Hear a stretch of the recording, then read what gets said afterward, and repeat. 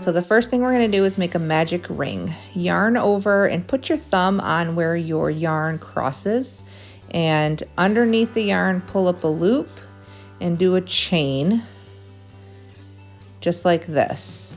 It's called the magic ring. I'll do it one more time a little bit more slowly, but just wrapping around fingers, hold that cross point just to kind of keep it tight, and then from underneath pull up a loop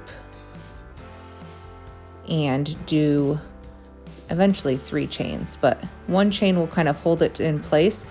And what that does is it allows you to tighten this later on so that you have a nice tight center versus a big hole if you were to do just like a few chains and then put them together. So this is the magic ring. We're going to chain 3, and that counts as your first double crochet for this granny square.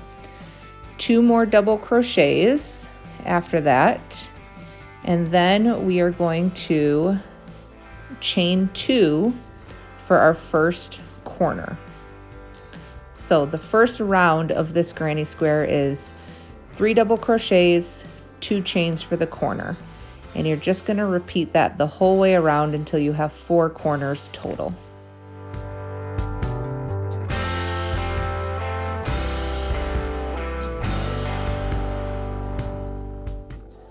Do be sure to include both that tail portion and the circle portion of your magic ring in the stitch. So both of them need to be inside of your stitch in order for it to tighten correctly when you get to the end.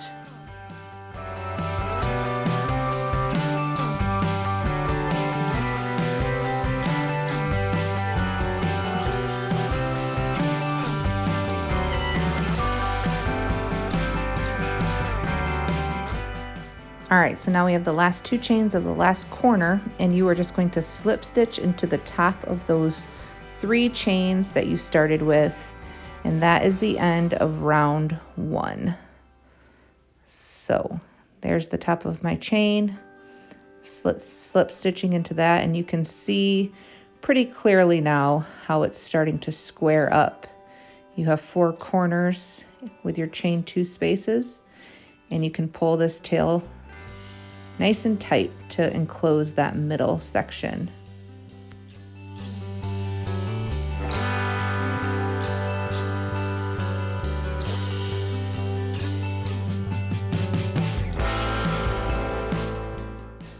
Now for round 2, we're working in all half double crochets. So you'll chain 2, and that will count as the first half double crochet. And then you're going to half double crochet into the top of the 2 double crochets from the row before. After that, we're working on our first corner, which is going to be working in the chain space that you have here, the big gap. So it's going to be 2 half double crochets, 2 chains, 2 half double crochets, all in that gap, and that will make the corner for this first part of this next round. See it right there. After that, you're just going to half double crochet in the next 3 stitches from below, and then you're going to repeat the same thing on the next corner. You'll do 2 half double crochets in that big gap from the chains, 2 more chains, and then 2 half double crochets still in that gap. And if you want to extend this granny square pattern bigger than what I'm doing, I only do 2 rows. Just understanding that pattern of every time you get to the corner, you're making that same 2 stitch, 2 chain, 2 stitch, and then just following along the stitches from the previous row. It's pretty easy. I mean, you could make the square as big as you wanted to, but I'm going to go around till I get to the last 2 half double crochets on my last corner, and then we will slip stitch into the start of the row.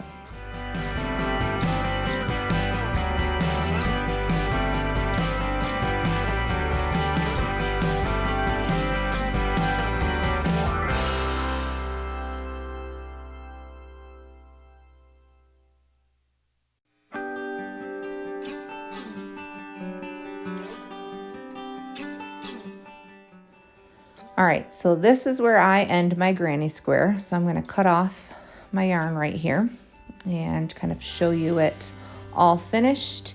But like I said, if you wanna go another row or 2 or 3 more rows, it's pretty easy to just continue with the same type of pattern. So 4 of these are going to be needed in your background color for your star, and then you're going to need 4 in your star color. But now let's talk about how to make the half and half colored stars.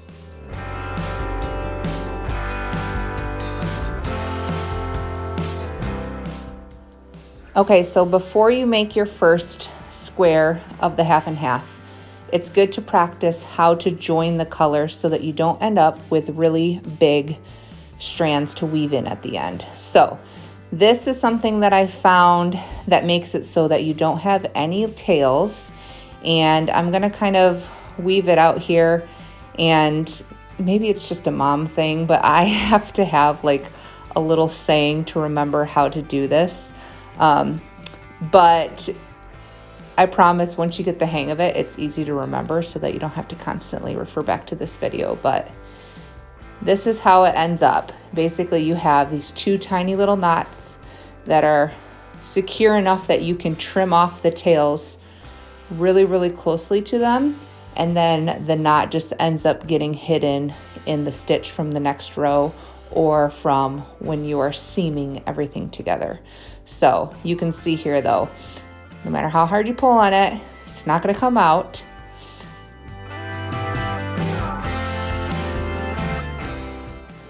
All right, so let's do this again with my dorky little saying. So you're going to make a fish with your first color, and then what you're going to do with your second color is you're going to come into the mouth, go out over the top of the tail, under the bottom of the tail, back in through the top of the stomach, and then out of the mouth again. I know it's really dorky, but I had to refer to the video so many times to figure out how to do it, and that just kind of helped me visualize what correct pattern it's going to go into. So watch it a few times. Eventually, once you get the hang of it, then you can start making your first square, and we'll obviously talk about where you're going to change colors on your square, but it's pretty exciting to not have all of those ends to weave in. Hopefully that's helpful for you guys.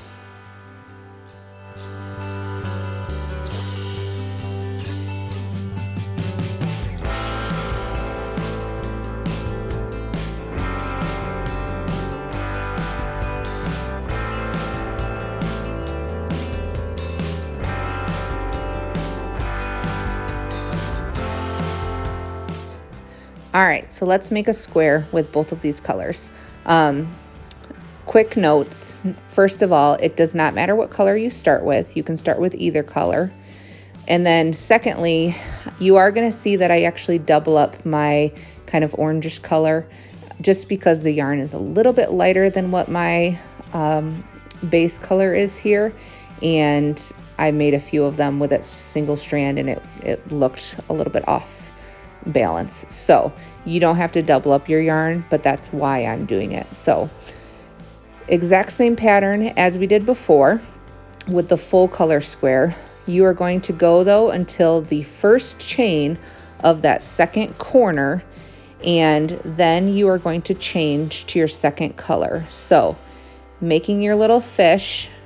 And the most challenging part about this is getting your color change to be as tight to that hook as possible. It just takes some practice to get it nice and tight so that you don't have a lot of slack. So that's why I said practice doing the colors together first. That way this is a little bit easier.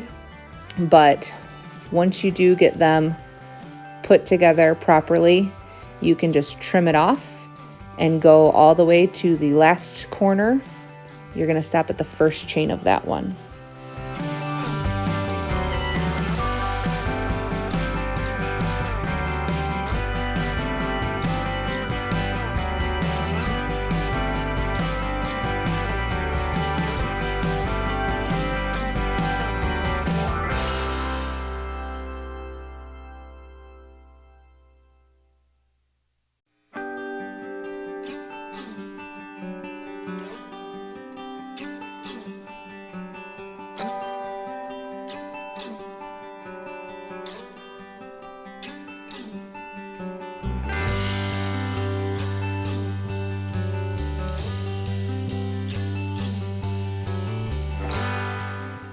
All right, so now we have one chain of the orange, and we're going to change colors again back to the original color, do one more chain, and then slip stitch into the top of the beginning of this row.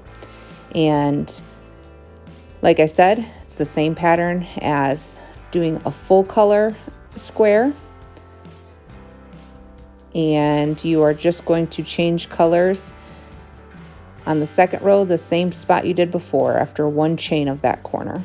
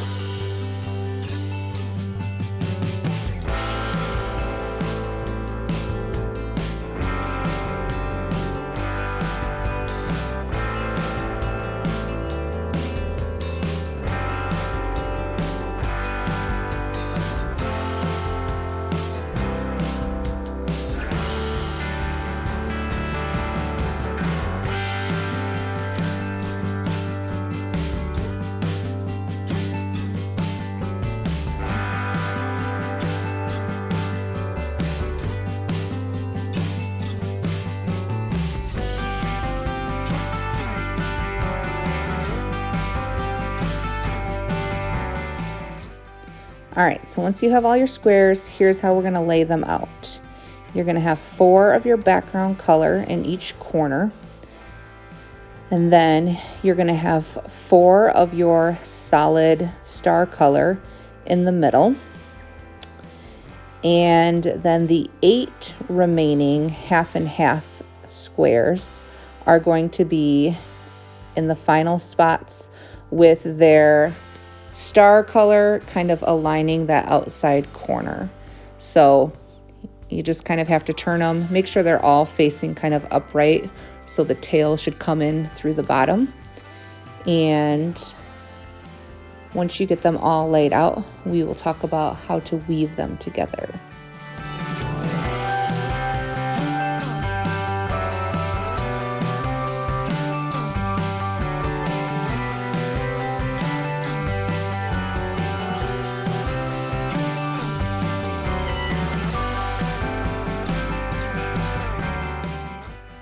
All right, so there are literally dozens of different ways that you can weave granny squares together. I'm just gonna show you the way that I have been doing it.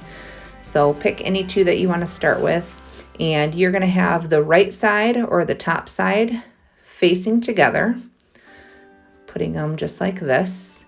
And then either using the tail from the square, or you can cut another strand altogether. You can use a needle if you want. I'm just using my hook. but you want to go through both of the stitches, make sure they're the same spot on the same, on each square. Going through each stitch and just loop that tail and pull it in to the other side. And then you're going to put your hook in the next stitch, flip your tail all the way back over, and pull that one through also.